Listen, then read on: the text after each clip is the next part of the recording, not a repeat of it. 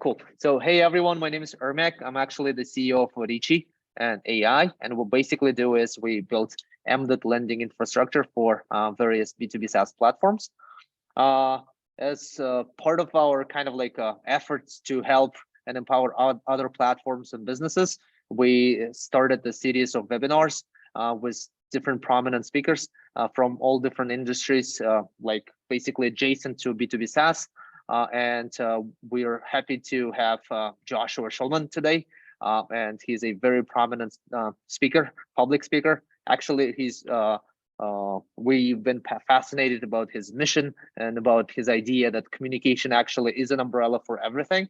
And that at the end of the day, it all comes down to how you communicate your message. And that's like, it really fascinated us. And that's why we wanted him to actually be here today. So what he has like really deep experience in various aspects of public speaking and helping other business-minded people and actual entrepreneurs kind of improve their like public speaking and just communications in general. And what's actually he's famous for is his ability, or how to say, like how he helped lots of businesses that participate in SharkTank, and that's what we found to be really, how to say, having lots of traction among B2B SaaS founders. Like they all spoke about it and kind of like clicked with them. We're like, oh, I wanted to be a Shark Tank speaker at some point. So that's kind of clicked with them. And yeah, here we have Joshua Schulman. Please give it up. Awesome. Well, thanks. That's wonderful. You were asking me before, you said, Joshua, is that a background on my thing? And it's actually a real room. This is my office. I converted years ago, even before COVID. That's a real chess piece. I teach an addition of public speaking and presentation skills and sales training and even acting and voice classes. I teach chess and poker, and chess and poker are those games where we go, oh my gosh, I didn't see that. And in speech, we go, I didn't mean to say that. So there's a correlation of all the things we're going to talk a little bit about today, how we tell our stories and have more effectiveness, because we all have a unique story. We have a genesis of our product, our ideas. And yes, and the ideas of Shark Tank are fun, but as we were talking about earlier, that's a TV show. And sometimes they have a kind of a pithy or sad story. Sometimes it's cute, whatever. We want to be prepared for real seed round funding, whether it's in the Bay Area or in your hometown or when you're raising capital. And that's certainly understandable. So what we'll do is I'm going to share my screen. We've got some interesting concepts and ideas I want to be able to go through, and we're going to be able to learn a lot of things today. And of course, we'll have opportunities where you all can participate a little bit later too. So the thing about interesting I find of speech is this premise of pattern. I am not a big fan of luck. There's probability, there's plausibility, and there's actuality. Luck is superstition. It's lazy math. But pattern I can get behind. Pattern, this element of speech, we have it in speech. It's called alliteration. Dr. Martin Luther King said, I have a dream 8 times. It was very powerful in that sequence because we remembered that. So when we're in speech, and we're going to learn about this because this is a skill set. This is not a natural ability. It's not some sort of talent. Anyone can do it. Everyone should do it. In many cases, businesses start with someone who's like a Wozniak who created and got all the engineering going, and then they got themselves some sort of face man or woman who can be able to present more effectively. But hopefully we can all learn how we can tell our stories better so that we are more confident when we're speaking. And more sincere, precise, and deliberate. And yeah, we want to lose ums and uhs and likes and those filler words. Yes, we want to avoid the hands flying all over the place and all those things. We can learn those things. Now, if we're looking at this pattern on the screen, you wonder what that might be. It is SOS. And SOS is interesting. It is save our souls. If you want a deserted island, you would write that. So that's Morse code, right? For SOS, save our souls. In maritime, if you were on a ship, it would be save our ship. Remember Leonardo DiCaprio in Titanic? No, he wasn't doing that. He was chasing a girl around the boat, but nonetheless. And there was plenty of room on that door. I'm convinced she could have saved him, but whatever. Neither here nor now. But I like business, save our sales. That's important. Speech, save our speech. But I got one you're going to want to write down. Systemize, optimize, scale. What is your process flow? How can you optimize it, systemize, organize, organize your process, and scale. How can it grow? How can it develop? Obviously, 10x, whatever, exponential, build, development, whatever that process is, you have to be very specific about what that is. And this being deliberate will help you tremendously. Now, one of the challenges we'll have when it comes to speech or storytelling is we're going to forget what we're talking about, right? If you think about this quote, the mind is a wonderful thing. It starts working the minute you are born and never stops until you get up to speak in public. Roscoe Drummond says that. Now, by the way, UTH, you wonder why that might be? It means under the hood. I love cars. Get me under a 67 Mustang, I'll have a blast. But today they're so computerized and electronic, good luck. But I do this with speech. We look under the hood and we understand how we can be more effective in getting across our ideas. So here's a pro tip. When you see UTH, we got a pro tip here. Use a hook. It's not a gimmick. It's a device. We have great ones that can help us really start what we're saying and give the thesis of what we're going to talk about, which is very, very important, which we'll learn about. Quite frankly, there has been a challenge over the years because I think we have kind of what's called the Dunning-Kruger effect, which means at a certain point in our life, we think we know everything, usually when we're about 16 years old. You can tell I was an actor. I like my props.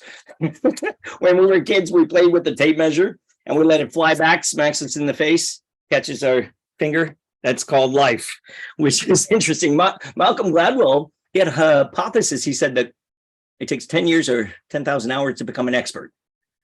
Well, if we think about that, some people say it's a myth. I believe that. I really do. Someone said to me, but Joshua, I've been talking all my life. Why am I not better at it? Because we've been talking, not speaking. If we were speaking, we wouldn't need divorce lawyers. In fact, I got a 9-year-old chess wizard. He says, but coach, I'm only 9. I'm not even a decade. I said, yeah, but something tells me, kiddo, you've played at least 10,000 hours of Fortnite.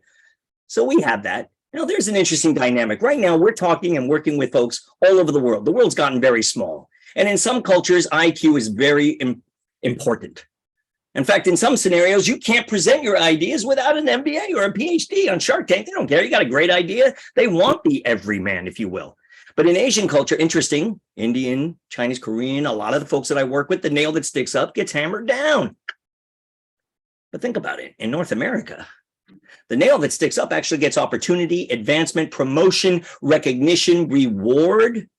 Wow, it's something a little bit different. That's why more and more companies are saying, I don't care if you have a college degree, but do you have a great idea? Can you tell me what that idea is? Because I got my checkbook ready from that standpoint. What's become interesting in more recent years is empathy, emotional quotient, compassion. Do you care about other people? We're seeing that more and more. Look at the major companies and how they're determining, even in this day and age with all the nonsense going on, who they will work with, who they won't work with, circumstances that are becoming more important that they never would voice opinion about. What I actually suggest is more important than all of these is LQ.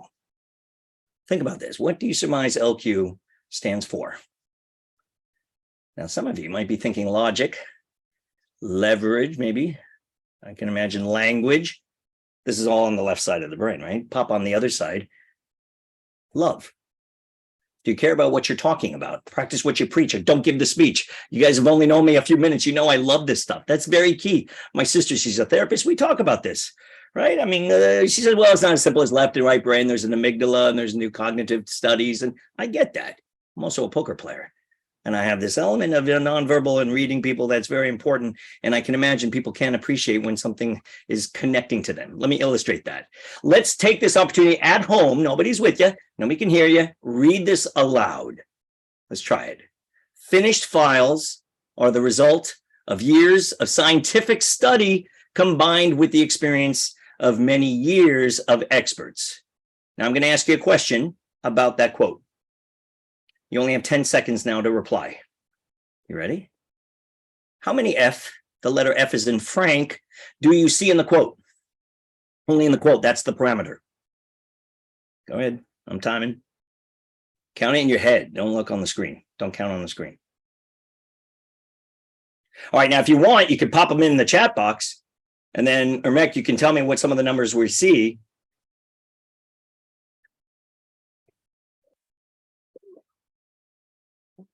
I see any Probably got numbers. about 2, 3, okay. 4, 5. Wait, someone sees 6 Fs? Oh, that's interesting. Yeah, guess what? 7 Fs. We all look at things a certain way. When you read it aloud, your brain said of, the brain registered a V and it dismissed the F. So there it is. But have you ever had a circumstance you're talking to someone and the entire time they're just thinking of what they want to say? We do it too sometimes. In fact, that's why I mentioned I love chess, because I go, oh my gosh, I didn't see that. Oh my gosh, Bishop. Oh, well, knight F3, yikes. And in speech, we go, I didn't mean to say that. I'm so sorry. We need to be more aware of what we're saying and how we're saying things. And we do have this premise, this idea of filters, perspective filters of how we're recognizing stuff. And a lot of this comes from, quite frankly, storytelling. And I guess we could all agree that storytelling is important. It's essential. It helps us process and understand things. We love that. In fact, I like, instead of the word example, give me an analogy. Because when someone says an analogy, we all stop and go, oh, storytelling. Because you're going to break it down, simplify it. And some of the things we're selling are very complex, perhaps. So let me tell you a story about a family that I know. This little girl in this photograph has blonde hair and blue eyes. Now, why is that significant? Because, well, it's 1940. It's during the Holocaust. It's Nazi Germany, and this little girl is Jewish. Now, what you don't see in the photograph, the mother's taking her child, from Dusseldorf, Germany to Ritzensaar, Belgium on a train. And what you don't see is her arm outreach. She's trying to grab her 8-year-old son, who is running up and down the aisle. And her husband says, please control the children, because they see a Nazi soldier walking down the aisle. And he says, your daughter is so beautiful. Can I take a photograph? The mother doesn't know what to do. She says, okay, all right. And that's the photo. But then he asks a question she's most concerned about. Where do you want me to send this picture? She quickly chicken scratches a P.O. box and throws it to him, because if he asks to see their papers, this is going to be problematic. Because here on her passport is the Nazi insignia. And you can see in the top left, if you look closely, it says Staatenlos, which means stateless. This little girl is not considered a citizen in Germany, let alone human. But the Nazi soldier did not see that. He let them go. They went, they hid the children, the little girl in the convent, which was prearranged, the brother in a Catholic orphanage down the street, and then the parents were in hiding. And then later on, after the World War, then when the Americans liberated after the war, they came and were able to go get the children. And they went back to their home in Dusseldorf, where their business was gone, and their home as a family was decimated. But they got that photo of the young child in that P.O. box. And then what they did is they lived in a small apartment in Brussels, Belgium. This is where the families reconvened, by the way, in 1945. You can imagine the little girl's 8 years old. She doesn't really know the family all that well. Yeah, she was 3 when she was hidden. Her brother is 5 years older than him. Now I'm working with Ukraine families right now, and you can imagine with learning English and getting some skill sets so they can get ready for this new world that they're involved in. And today with social media, people know exactly what's going on. But back then, you can imagine they didn't. So you're thinking, the father, where am I going to take my family? So he took them to Brussels, and they lived in that small flat in an apartment, 1-bedroom apartment. By the way, the girl and the brother, after going through this experience, made a pact that later in life they would have big families. And she had 4 daughters and he had 4 daughters. It's pretty extraordinary. They came to the United States in 1949 with not a word of English. The little girl wanted to be a doctor. Not so easy for women in the 1940s and 50s. Of course, Jewish as well. Her brother wanted to be an engineer, and he did. He went to MIT. He became an engineer, and then he worked at IBM for 30 years, an illustrious career in the advent of the computer that we know today. In fact, he was, after 30 years, he even got that gold Rolex watch as a thank you in retirement. Now, the young lady she ended up going to nursing school. She went to New York and Bellevue, and she became a nurse. And get this, in 1959, gang, she went back to Germany as a first lieutenant in the U.S. Army Nurse Corps as a military officer. Now, she had a boyfriend. He was in the JAG Corps. He was a military lawyer. He even had to salute to her because she outranked him. She came back. She became an emergency room nurse. And then get this, she became the senior transplant coordinator at UCLA for 25 years. She became the first president of an organization called NATCO, the National Association of Transplant Coordinators. Really extraordinary. Raised her 4 daughters in Los Angeles in the 1970s. You could see her cute kids. Her husband, handsome husband. Oh, I forgot she had a son. That's right. The young man in the sweater. He's the one who introduced me to this family. Nice gentleman. That's me. This is my family. This is my circumstance. This is my genesis, just as a human being. and my perspective and how I look at things. So you can imagine I have some empathy about that scenario of coming to this country with not one word of English. There's my sweet mama. She's 85. She lives in Dallas now, and we're all so proud of her, and she's extraordinary. And when I was a kid, I was about 22. I made some money acting. I did a lot of commercials, and she said, "What are you going to do with your money?" I said, "I'm going to buy a Porsche." She said, "Oh, no. Go see the world, become a man." My father said, "Call me every Sunday. I want to know you're alive." She said, "Shah, if he dies, well, they'll call us." That's before Facebook. So I traveled for 6 months, went from Greece to Sweden, everywhere in between. And I found all those locations, the convent she lived in. I found the apartment they were, the train station, all of the key elements so that my family knows our story very well. And there is my sweet grandmother, my Bubba Gussie, feeding me 55 years ago, 1967. And she would say to me, "Tatala," which in Yiddish means sweet boy. She would say, "Tatala, they could take away your home. They could take away your business, but they can never take away your soul to start again." Think about that, gang. We all been going through crazy stuff. I'm sure a lot of folks, a lot of you had started businesses just before the pandemic or during the pandemic and struggled with that. We are all, and many people should, and you can at any time have what's called a de novo. Yeah, you're allowed a do-over. You're allowed to start again and fresh, and you know that you can, and that's key. And there are going to be some obstacles. There are going to be things that get in your way. And I will tell you, I've had my share of them. I've had 5 knee surgeries, 4 in the last 6 years. I've broken 13 bones in my life. That's nothing compared to my experience of cancer. And on my first day of chemo, my sweetheart said to me, Ava, she said, "Honey, I'm going to take away your hair. Cancer's not going to take away your hair." She's a hairstylist, and I appreciated that from her perspective. In fact, 6 months later, I finished all that nonsense. I've had strong feelings. If I don't mind, it doesn't matter.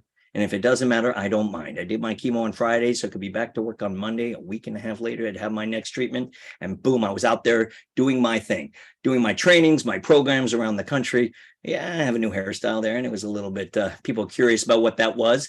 But it was very important that this was not my identity. It was experiences and circumstance that I have. Any business you talk about has probably been created at a kitchen table or in a garage. We know the biggest ones were. In fact, when they found out I was an actor and a public speaking coach and I had cancer, they're like, "Come here." I'm like, "Hold on, don't make me cancer boy."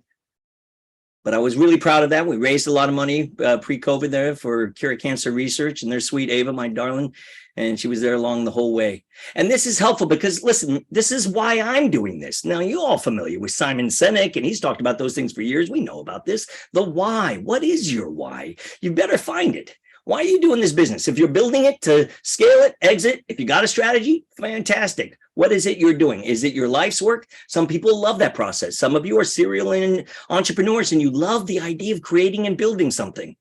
And then something else and something else. And I've been doing this a while. I schlep all over the country doing programs and helping folks be able to identify those things and get more effective so that they can get across what those ideas are. So take this moment, if you could, on your own and identify what is your story? What is the circumstance? Why? Because I'm a car nut. I love this. What's your rattle and hum? What drives you? What is the fuel for your ambition? It could be a mortgage and 3 kids and a family. It may not. It can't be just things. It's got to be a circumstance, a purpose that drives you and gives you a sense of fulfillment, whatever that might be. Yeah, it's scary. In fact, there's a lot of, shall we say, fear. There's a great speaker, Les Brown. He talks about fear. He often says fear is false evidence appearing real. In fact, Ava, my sweetheart from Mexico, she often will say, "Honey, those are called cockroaches that get in our head and tell us what we cannot do and can't do, what this, that." I'm not a big fan of manifesting just good things coming. You got to put things into action. I'm writing a book on that called Wing It Doesn't Fly. You've got to prepare. And in speech, here's the truth. There's no mediocrity. You're either very good at telling the story or you're not. And if we're not, guess what? Let's get better. We can get better. This is a skill set. You don't have to go find someone else to do it for you. So let's take some pragmatic things you can do immediately, because before you even share what your story is and do something fancy like a hook or something like that, you have to have a look. You have to have an agreement that we're ready to start and begin. So people put down their pens, their phones, and listen. And you can see that. It's a meeting of the minds. If it's in a conference room table or certainly in an auditorium or whatever the circumstance. I got to see that. The fact of the matter is we make impressions right away, within a second. Normally I wear a suit and tie when I go speak. Forgive me for not wearing one today. But when we're asked to speak or present, there's only two reasons you're ever going to present your product. You either ask for the opportunity or someone asks you to do it. They're different. So if they ask me to do it, I got 15 seconds. Even if I ask, I get 15 seconds. You're going to give me that. I had that. That's why, if you think about it, I had some things in the beginning, like the SOS or the quote or different elements, even find the F, that can earn the right for me to start to tell the story and go into the meat and potatoes, what we're talking about now. This is how people start their speeches. Hi, my name is Bob. Today, I'm going to talk about, is this working? I'm not very good at public speaking. Bob, I know who you are. You were just introduced. I know what you're going to talk about. I have an agenda. And please don't bang on that IT guy or gal gave you a perfectly good mic. And please don't tell me you're not good at this, because now I don't know if I want to listen to you. We don't want to lose authority and credibility. We don't want to hold pieces of paper and note cards. We lose that. 3 things you're going to notice as we're speaking right now. 1, I'm looking right at you. I'm not looking at other parts of the screen. I'm not looking at, I have a fancy setup with 4 monitors. I'm not looking over there and talking to you. That would be very disconnecting. In fact, I'm an avid cyclist, and I encourage you folks, get bicycle reflector tape, cut a little square, put it right on the lens when you're having your meetings, talk to the people right at the lens. It's a little weird. It's an alternate reality. It is reality. This is what we're doing. Hi, Tom. Hi, John. Hi, Wendy. Hey, John. Hey, Tom. Oh, Tom. Hey, Wendy. Nice to see you. I'll get back to you on that email. It's much more effective. The second I'm standing, sitting is the new smoking, right? Get a standing desk, stand, present when you're pitching, whether you're on the phone or Zoom, what have you, live, stand. I tell my realtors and folks I work with in business, because I do sales training, I said, find a reason to get up, and even if there's 2 or 3 people, right? Find something to write on the board, on that whiteboard, or have a few slides on a monitor. Why? And stay standing, because you're going to increase your close ratio 65%. When we are presenting, it is a sense of import. If I'm sitting, gang, this is a chat. We're just schmoozing. We're just talking.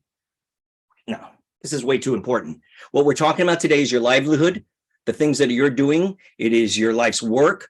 It hopes to be your life's work, whatever that context is. Okay, and then I want to jump in and I want to use some technique here. And I've got 5 solid hooks that can grab their attention. The first one is a fantastic quote. We had one just earlier. People certainly get their fear of speaking and getting up in front of people. But another element, which is interesting, I think, is you could go in and type in quotes on persistence, quotes on whatever you feel that you're going to be talking is the thesis of what you're going to say. And then go to images. You're going to have a zillion different things that are going to pop up.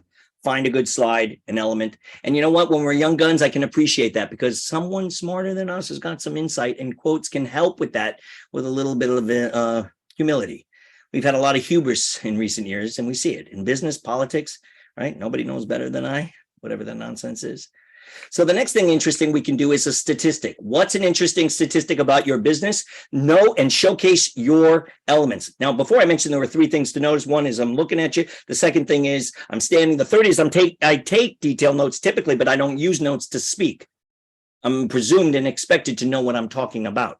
Now, what statistics are not is some people say, you know what they say. 99% of people, really? Now I can make up a statistic. What? Yeah. You know, I love my props. So as an actor. If I'm standing behind a podium, let's see. It covers, let's say, 82.7% of my body. Google it. You can't. But that makes the point, because when I go speak and I'm in front of a podium, I take it. If it has rollers, move it to the side. Boom, I can speak and present and give them the whole thing. I don't want to be a talking head right behind that. So the point is it will illustrate and make the point what I'm talking about, but be very clear about some of those things you can. Google's a client of mine. We talk about this all the time. They joke. They say, Joshua, did you know you can't Google an original idea? I'm like, that's right. A factoid is something unique. Imagine I was a city planner in your local city, and we're having a problem with occupancy, and we have our trains and buses, they're just packed, and we got to figure out what to do. So I'm going to go back, I'm going to create my plan, I'm going to put a PowerPoint presentation together, and I'm going to start off with my hook. Did you know there are more people alive today than have ever lived? We got to get more butts in those seats. I got a plan. Well, look at that. 15 seconds. So think about some of the things you can use that starts and gets the engine going. Now, if you're nervous or anxious, guess what? This is going to help. It's going to settle you in, get you into your rhythm of what you're talking about. It could be a word. It could be a number. If you're talking about attrition, if you're having big retention problems within your business, or you can analyze your KPIs, maybe you can use that and give a definition of what you're talking about. A sweet family member passed away, and I remember we were talking about her father, and she said, I don't know how to start the eulogy. And I said, why don't you take the word mirror? Your father was like a reflection of our soul. And mirror was like the springboard to get into the speech. Now, even a number could be. I was asked to give notes on a big shot lawyer in Beverly Hills, and then their conference rooms are not little tiny 12 people in a room. They're like little amphitheaters. And I'm sitting in the back of the room and I'm taking notes. And then he comes back after the presentation, said, Joshua, come in the office. And he said, how'd I do? I said, 46. He said, what's that? I said, your speech started 46 seconds before you think it did. I said, Bob, you had a cup of coffee, you're futzing with your laptop, you're walking around, you're coughing twice, scratch your head twice. Then you came down, you do this little thing where we get started and you're presenting your ideas. And guess what? They had already put down their phones and their pens 46 seconds before, so you lost them. So we want that look I mentioned. That's why that's so essential to be able to begin and start what we're doing. And yes, there's a question you can pose it and ask the audience.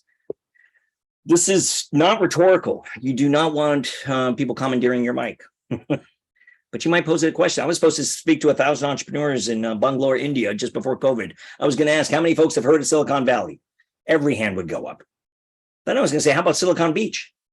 And a lot of folks outside of this sphere may not know what that is. In Marina Del Rey here in Venice and areas, we have a lot of businesses burgeoning. Why? Because a lot of startups now, they want to be close to the epicenter of Hollywood and the social media and celebrities and influencers, whatever this nonsense is. And it's just a better climate of networking for them. And it's a nicer climate also than up north.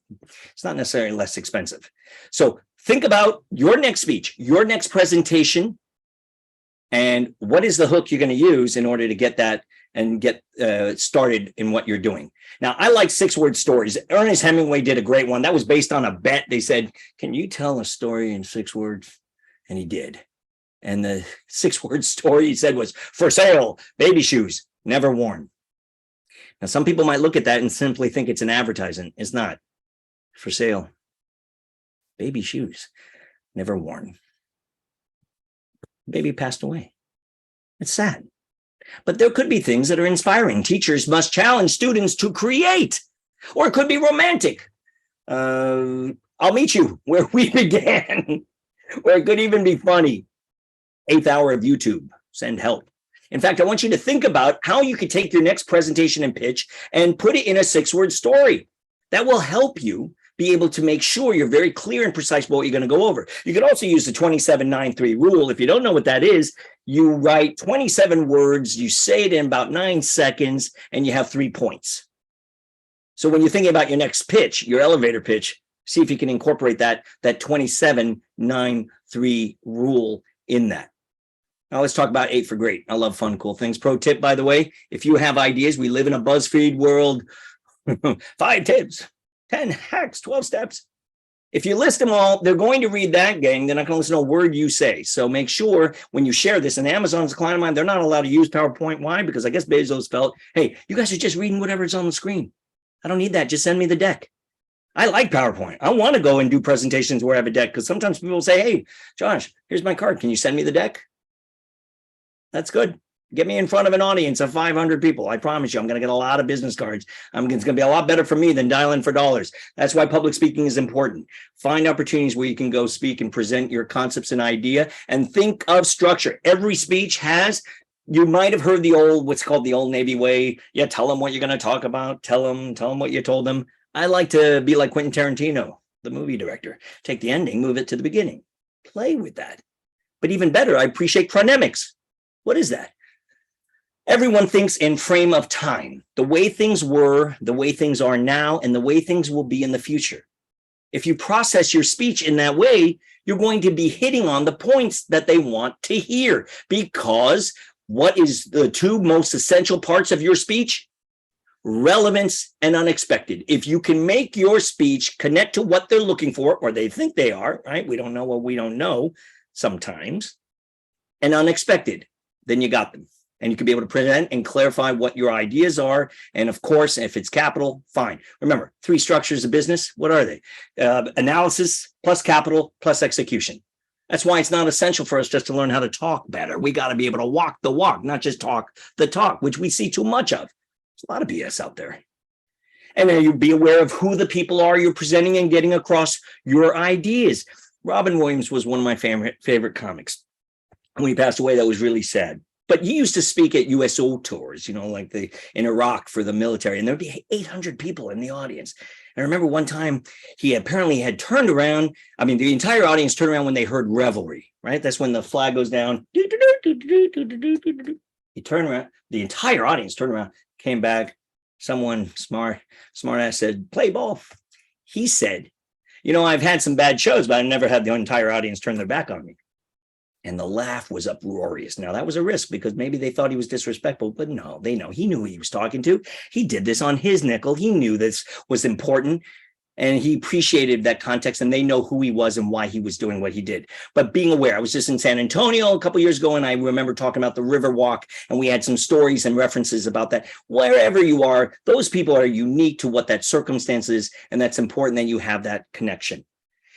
I think people are worrying about memorization. Unless you're a trained actor, avoid it. You're going to sound like you're reciting things. It's going to rote. That's my biggest problem with folks when we're working on Shark Tank. I know they got to memorize. It's got to be tight. It's got to be in the solid amount of time. And I appreciate that. But it sounds like it.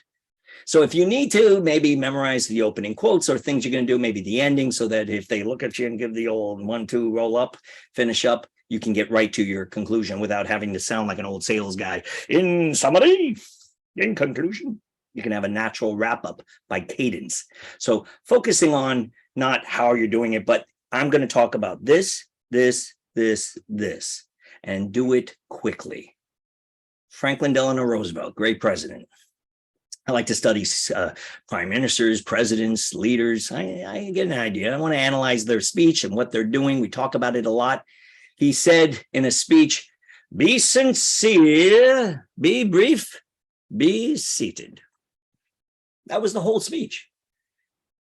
If you're asked to speak for 10 minutes, it is not 22 minutes. You're overstaying your welcome. And if you're asked to pitch, if it's 4 minutes and you asked for 10, it's not enough mustard. So think about where you are. If you speak very quickly and too fast at times, your speech is going to go much faster than you expected when you rehearsed or you practiced. And so those are things for you to keep in mind as you're going along. Now, I have this in red because I want you to do an exercise on your own. Grab your favorite beverage, coffee, I don't care, scotch, wine, sit down and identify write down the year you graduated high school and an event or something meaningful, momentous that happened that year. Okay. I got 37 of them because I graduated in 1985. I know I look younger than I am. How many do you have? Because right there, you got those stories that are all yours. Nobody can take them away. And then if you think about it, you can go through and you go, okay, well, if you think about it, there's 52 weeks. Okay, well, where were we all? We all had the same experience. The 3rd week of March 2020. It's when everything started shutting down, right? Things started getting kind of crazy with COVID. And for me, it was particularly frightening because I had 3 programs I was doing around the country and they canceled them. They called me and said, "Josh, with everything going on, I don't know if this is a zombie apocalypse." I said, "Okay, we'll move it to the summer." No, just send me the check back. We'll do it later. I'm a small business. I'm writing checks for over $45,000. This is 4th quarter next month. I'm going, whoa, wait, hold on. What is this thing? Is my business going to implode? Now, I had already kind of merged as a hybrid. I had online already. Well, guess what? After 3 weeks, everybody finished Netflix, so they wanted to learn something. And yeah, chess became very popular in poker. And of course, public speaking and presenting. Why? Because in teams, bosses were asking people who never had to present and speak and share their ideas, "Hey, John, in Oklahoma, can you tell us what's going on over there? What are you working on?" What? Yeah. So that's important. There's also 12 months. February 2017, where were you? Think about it. Why not take the time to reconcile it? In acting, in my acting classes, we talk about what's called emotional recall. We can reconcile anger, happiness, sadness, contempt, fear, whatever those things are. We have an immediate story that we access, and that's why and how I can cry in command. But in speech, we need stories too, and you have them. They're right there. They're for yourself. And then, you got 365 days in a year. And if you talk to anybody over 65 years old, they're going to tell you where they were when John F. Kennedy was assassinated on November 22nd, 1963. And many of us, and some of you might be young, can tell you where they were on September 11th, 2001. So think of what those circumstances are. Take this as an exercise for yourself. Think of it. Now let's get into your business, because you can actually bring out the whiteboard. I'm a big whiteboard fanatic, and anybody who's worked with me knows that's so key.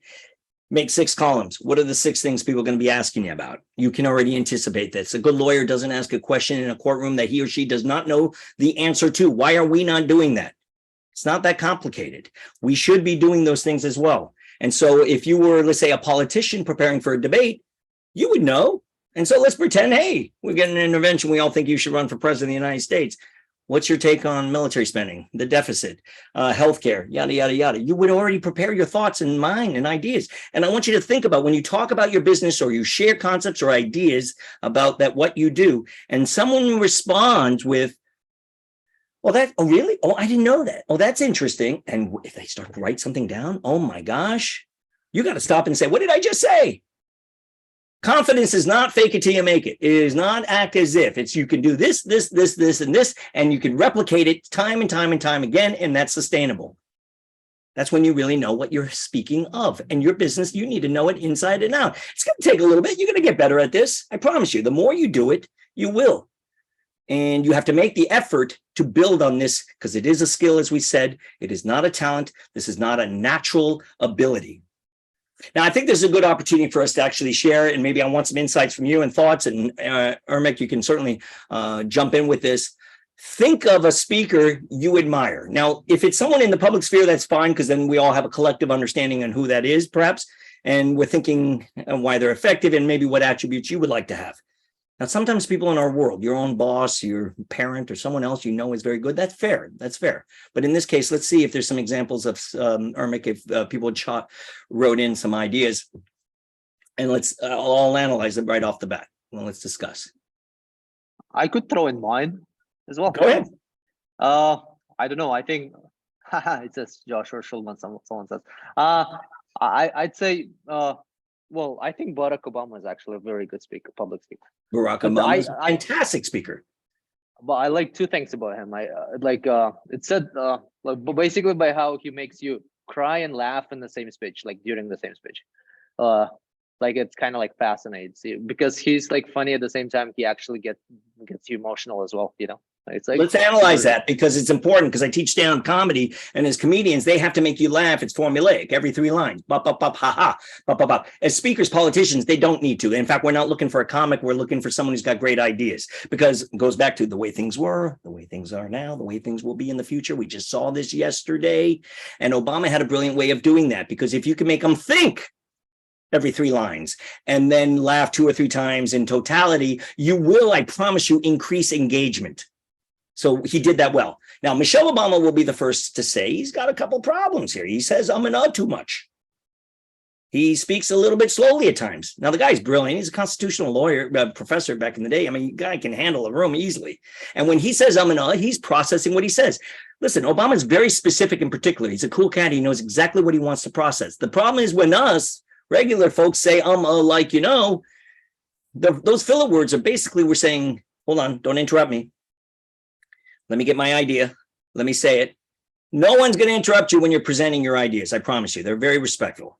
And no one's interrupting Obama when he speaks. Oh, maybe some people. So those are things to keep in mind. But definitely the way he shares stories, he's very good at it. And you can tell that LQ is strong with him. Practice what you preach and don't give the speech. Interesting. Someone brought up Ronald Reagan, I guess. Ronald Reagan. Now, Ronald Reagan, well, as I'm talking to you now, hold on, Nancy, I'm talking to my group here. I was just talking to Gordy, my neighbor. I said, Gordy, I tell you, your flowers on my wall, I will tear down that wall. He was known as the great communicator because, look, not just because he was an actor. I'm going to blow everybody's bubble. Actors are not excellent and very good necessarily at public speaking. We have a fourth wall. We have a script. Some are. Tom Hanks, Viola Davis, Denzel Washington, fantastic. Some of the great actors I loved coming up, Al Pacino, Robert De Niro, even Meryl Streep, my beloved. She's so awesome. They're not comfortable in getting up in front of groups of people. So it's interesting when we're looking at that dynamic of what that means. Reagan was an actor. He's very skilled. He had no cards. He was prepared. He knew he didn't use them. He knew when he was going to use a zinger on somebody, and he did it brilliantly. And you got to love that. All right. So whether people agreed or disagreed with his politics, the man knew how to work a room. So there you go. Especially the Soviet Union jokes. Remember? He did that very well. He did that well. And he had very good rapport at that time with Gorbachev. Yeah, cool. Well, there's some other examples. We can take another one or two, but let's open it up if you'd like. Let me stop sharing and let's discuss. If folks have some particular comments or thoughts or questions, go ahead. I'll let you lead that. So what do you think actually about Steve Jobs? And actually, if we kind of like close on that topic about great public speakers. Well, that's interesting you mentioned Jobs What was so fascinating about Jobs was, and let's look at this as business folks. His presentation of the iPhone in 2007 is considered the most effective business presentation in the history of commerce. So this is not about the funniest, most entertaining. The man moved product immediately.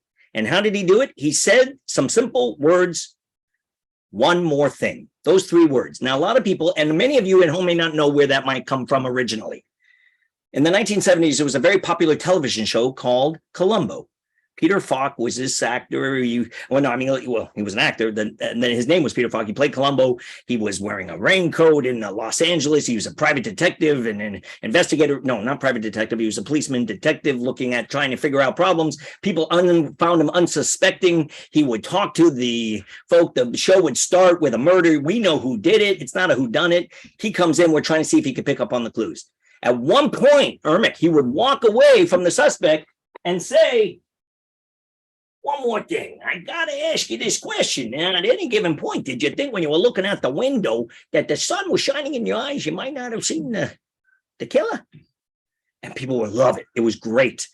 And I believe Steve Jobs, that was part of his genesis to get the idea, because I just told you some great things. I got something even better. So for sure. That's so cool. That's so cool. So we have a few questions here that we prepared, but also people can actually post questions. There's a Q&A section there.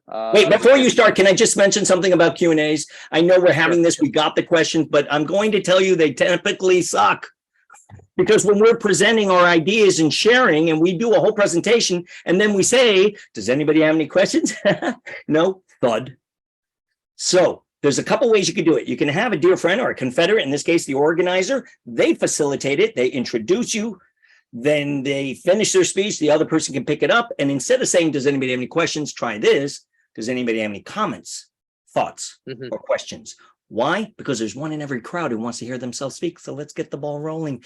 Public speaking is the #1 fear over spiders flying death. So asking a question that they're afraid could be a silly question or a dumb question is part of that. So you're not going to have a very invigorated conversation in that case.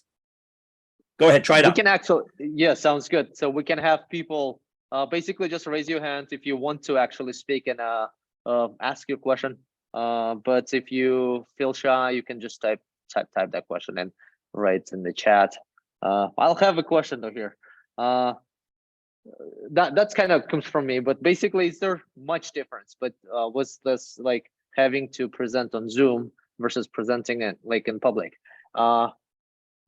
Specifically for like B2B SaaS, like kind of founders, when they have to speak in front of an investor, like a venture fund specifically, would that be any different? Or you know what, it's interesting in regards to standing. Now, my students know this, and some of my clients are on right now, and they'll appreciate when I talk about this. When we're practicing, we're speaking. I've been talking to you guys in the lens the whole time. I hope it's not off-putting. But if it was live and I was staring right at you, Ermek, you might say like, "Hey, dude, there's other people here." So I implement something called IG, imaginary group. Like I'm looking around, I'm looking there. oh, okay. See, nobody's there. I'm just imagining it, right? But I practice that and build on that because when I'm in a conference room, I want to be able to communicate with everybody with good, effective eye contact, 4 seconds. Watch this. Boom, boom, boom, boom. 1, 1,000, 2, 1,000, 3, 1,000, 4, boom. And so we have that connection. It's essential from that standpoint. And I encourage you to stand, even in those conference room meetings, people just sitting there and just chatting. If you're sharing a new idea or concept that's important, or certainly you're pitching, do not sit. They may want you to sit because they want to feel more comfortable. You are there for a reason. And listen, if you want money, ask for advice. If you want advice, ask for money. There's this premise, this idea, you got to get up there and be able to identify and explain what that is. The butterflies you may have, the nerves, anthropomorphize them, put little helmets. That means to make them human-like. Put, goggles, put those butterflies in F-16s, or what is the new one? The Maverick F-35s. And you're kind of like this mentally. Shoo, shoo, shoo, shoo, shoo, shoo, shoo. So you come in with that assertiveness. How can we be assertive and not be intimidating or be obnoxious or a jerk? We want to find a way we can do that. And that's very important because remember, you want to get that raise, but you want to run this business. You don't want to be replaced and say, hey, I love it. What you're doing is great, but we got some leadership team we want to put in. That's cool. That's super cool. How scripted those are, like I was always like, someone told me that Steve Jobs actually had everything scripted. Yeah. And it was problematic for him when at times it did not work. You may recall, well, if anybody's gone back, they'll see this. There were times that iPhone, they had to jerry build it a little bit. It was not working with their internet connection. And when they were doing it in Cupertino, remember, they used to do the Apple events. When they first were showing it, some features wouldn't work. It was very embarrassing and he was very frustrated. I'm sure people got fired over it. Elon Musk had the same thing when he came out with the car. Remember the whole thing with the Cybertruck? And then there was the rock thrown out the window and didn't break, right? So things are going to happen and you want to prep. Even us, we did a dry run last week. I wanted you to know what I was going to do. It's very specific in the process of what we're doing. And then you give a thumbs up, right? I did a presentation 25 years ago. The audience live, 500 people, they paid me well. Everybody gave a standing ovation. I felt so good. The woman came up to me who hired me and said, that was nice, but that's not what I asked you to do. Wait, what? So being very clear, if you're qualified, like in sales, qualified prospect, understand these people are receptive to what you're sharing, what you're going to do. And Steve Jobs was very much, he was very pedantic about that and very particular about how he wanted things done. And at times it was problematic. He was apparently very difficult to work for at times. Mm-hmm, mm-hmm. Yeah.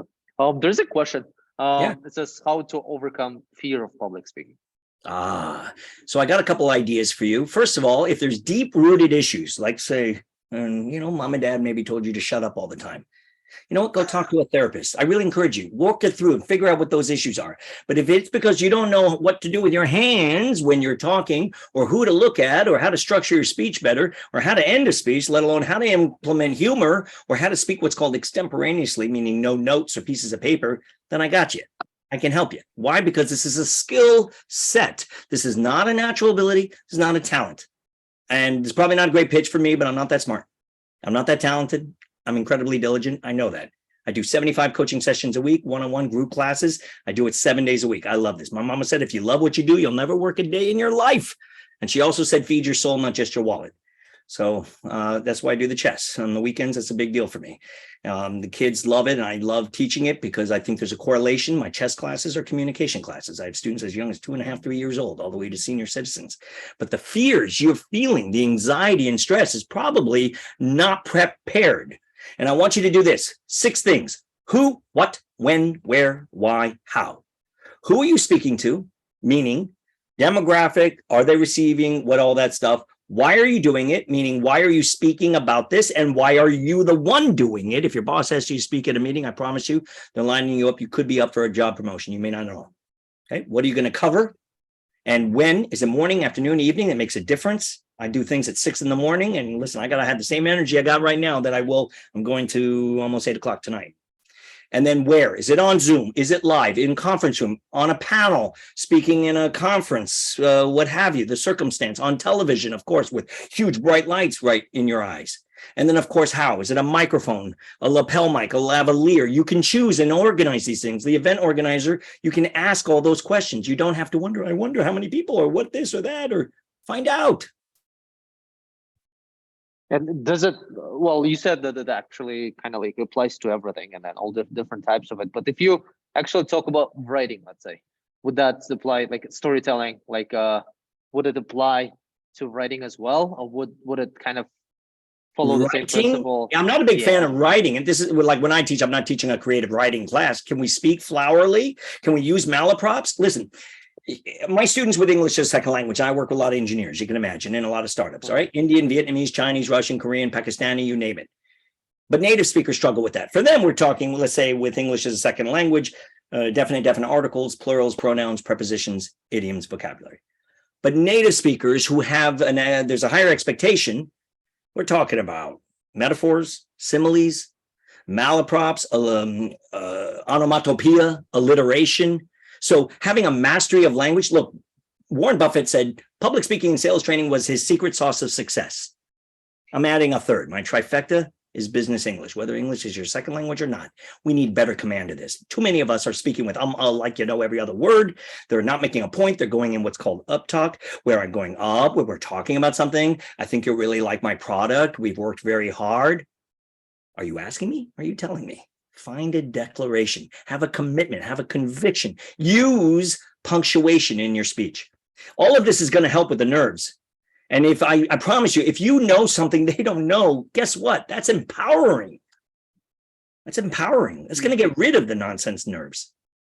Yeah, actually, there is a question that specifically kind of goes to that. And it says, yeah, basically, what are the things that you need to avoid when you do that kind of public presentation, storytelling?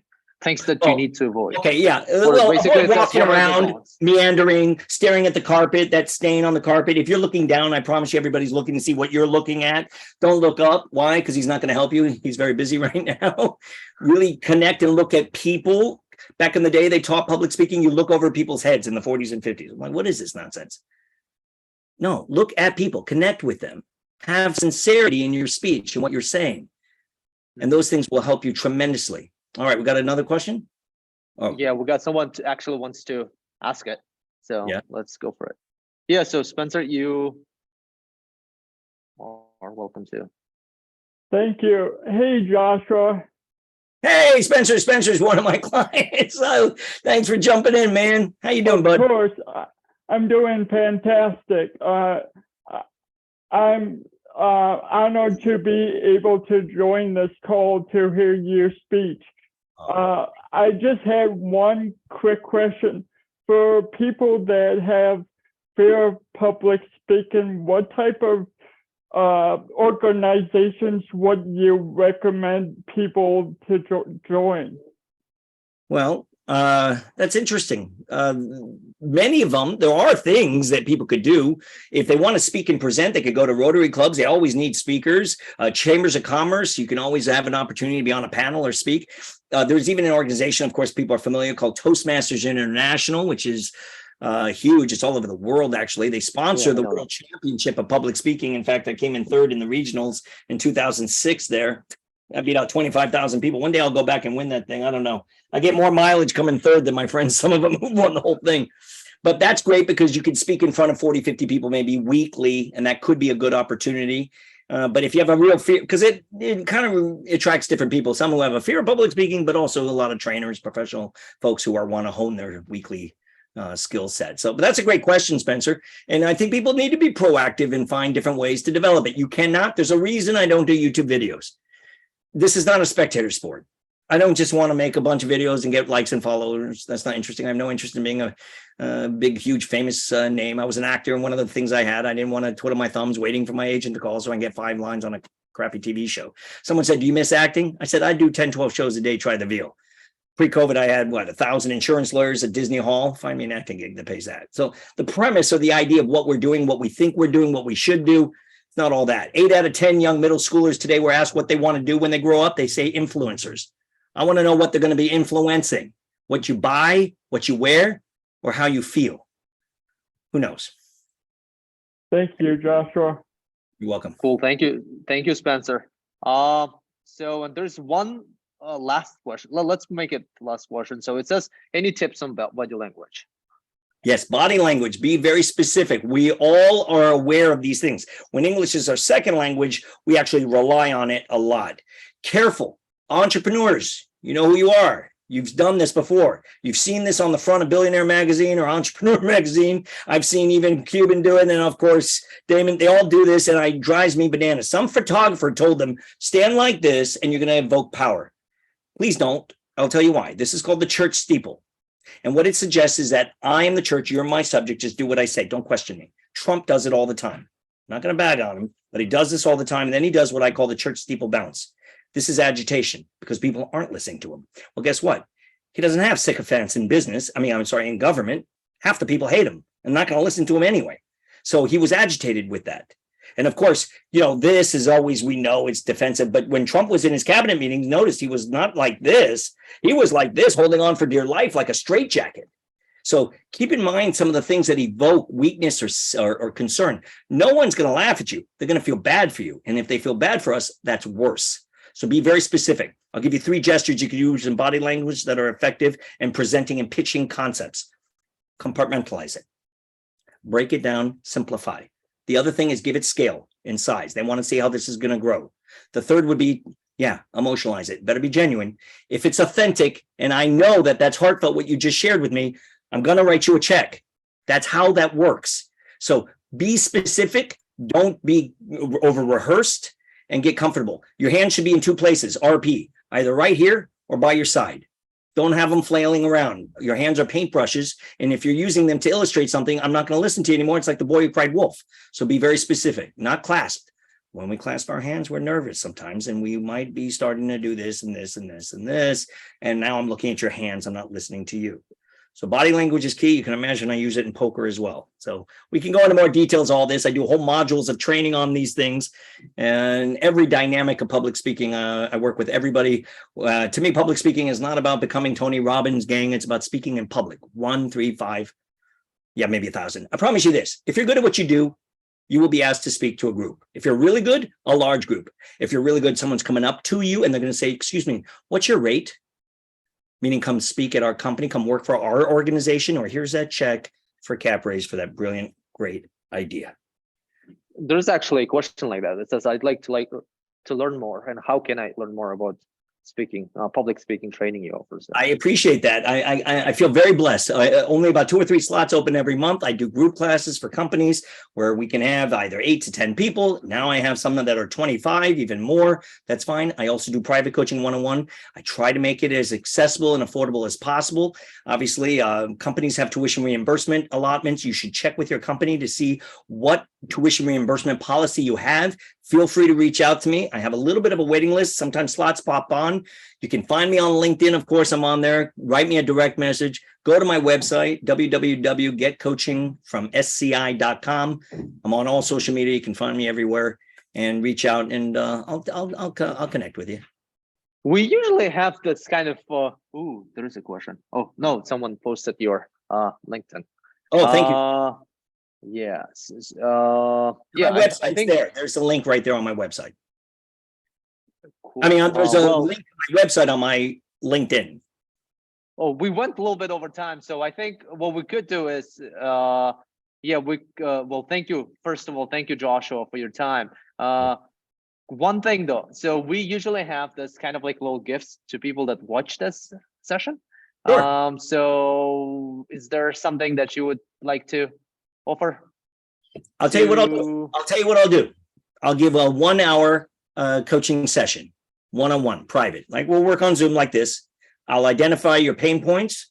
I call them P&G, pain points and glee points. We all run, you may, if you don't, you may run a P&L. And in there we have line items, EBITDA, this, that, and the other, fine, and our payables. I want us to focus on where our pain point is, where we have challenge that impedes us, and glee point, what's something you're good at. And I want you to become, you'll see it from me, how you can get over that and become self-aware, not perception that sometimes can get a little weird, but self-aware where you really are projecting that accurately. And I'll work with you on that. We'll take your business idea, we'll run with it.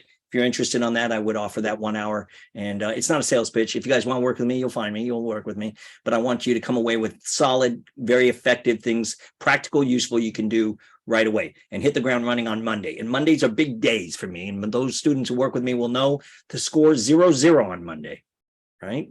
Well, Fresh. This is super fascinating. Well, thank you, Joshua. So we'll actually pick someone, I guess, sometime next week. And we'll let you know who would be that lucky one.